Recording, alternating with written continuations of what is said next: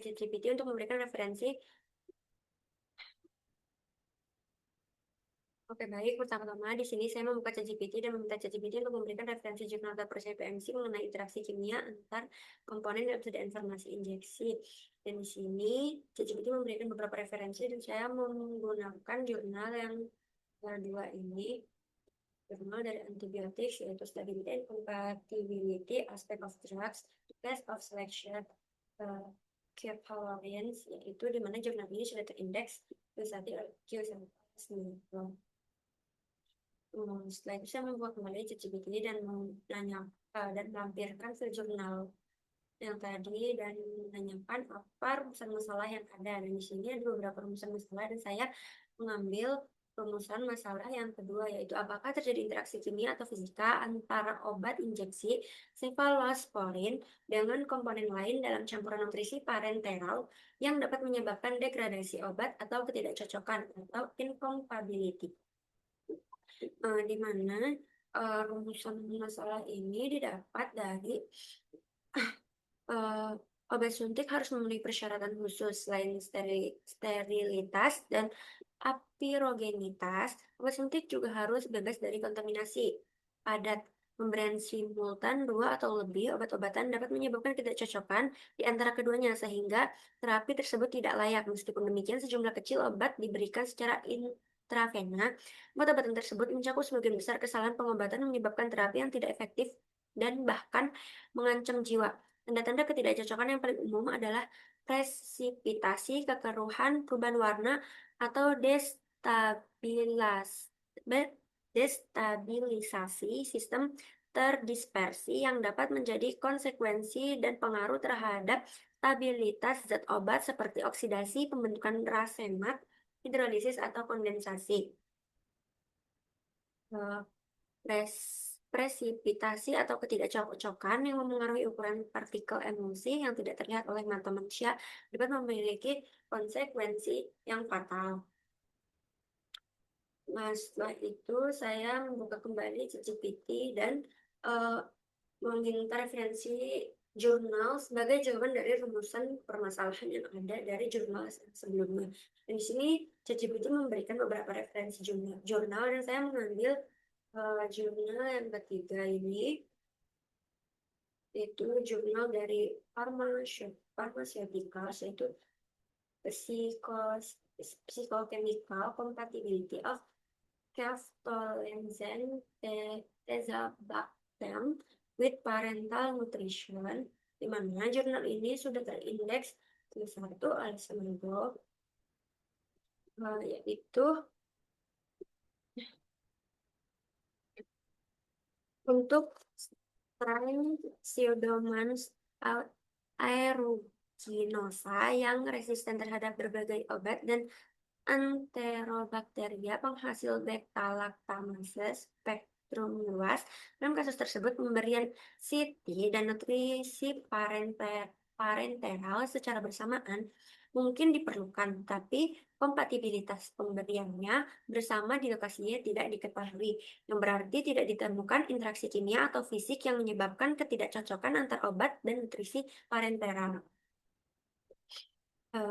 Setelah itu, infeksi visual emulsi PN atau nutrisi parenteral tidak menunjukkan adanya endapan makroskopis, tidak terdapat tanda-tanda pemisahan fasa, perubahan warna, atau pembentukan padat. Pemeriksaan mikroskopis tidak menunjukkan bukti ketidakcocokan, tidak ada endapan atau keberadaan partikel kurang dari 5 terdeteksi, di mana tidak terjadi interaksi fisik yang menyebabkan incompatibility. Setelah itu, perubahan rata-rata pada ceftolozane dan tazobactam, di mana ini tidak terjadi degradasi kimia signifikan akibat campuran. Setelah itu, hasil ini menunjukkan infus bersama CT baik sebagai bolus atau semi stabil dari waktu ke waktu ketika mereka dimasukkan ke dalam yeast bersama dengan PN. Ketika beberapa infus harus diberikan secara bersamaan, infus tersebut harus diberikan secara terpisah jika memungkinkan. Namun, beberapa pasien memerlukan resep yang kompleks. Regimen yang bisa menjadi tantangan ketika pemberian malnutrisi tidak dapat dihindari. Interaksi obat-obat ketidaksesuaian harus dinilai untuk menghindari masalah-masalah keselamatan yang dapat mengakibatkan presipitasi, di mana eh, pemberian antibiotik ini bersamaan dengan nutrisi parenteral itu tidak menimbulkan incompatibility yang bermakna. Saat itu, saya meminta ChatGPT kembali untuk memberikan jurnal pembanding atau penguat dari jurnal jawaban yang pertama.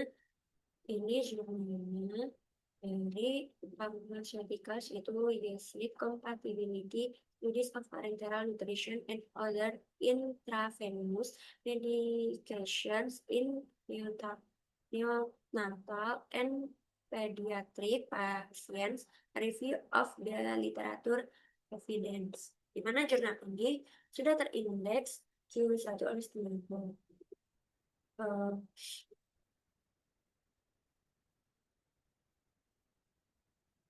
Pada jurnal ini itu sebanyak 55 zat obat berbeda dalam konsentrasi penggunaan pada pasien neonatus dan anak-anak dieksplorasi. Sebanyak 56% ditemukan agar kompatibel, 13% ditetapkan sebagai tidak kompatibel, dan untuk 31% data tersebut masih ambigu, di mana hal ini menunjukkan bahwa interaksi fisik atau kimianya ini dapat terjadi sehingga sebagian obat tidak kompatibel ketika dicampur dengan nutrisi parenteral. Dan di sini pada tabel studi kompatibilitas obat intravena dan larutan nutrisi parenteral, di sini ada alprostadil, di mana dia ini menunjukkan kesesuaiannya itu seperti atau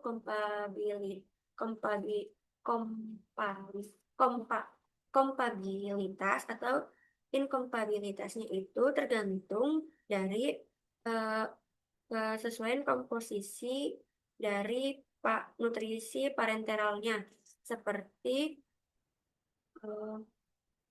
pada cefotaxime dan cefta, ceftazidime.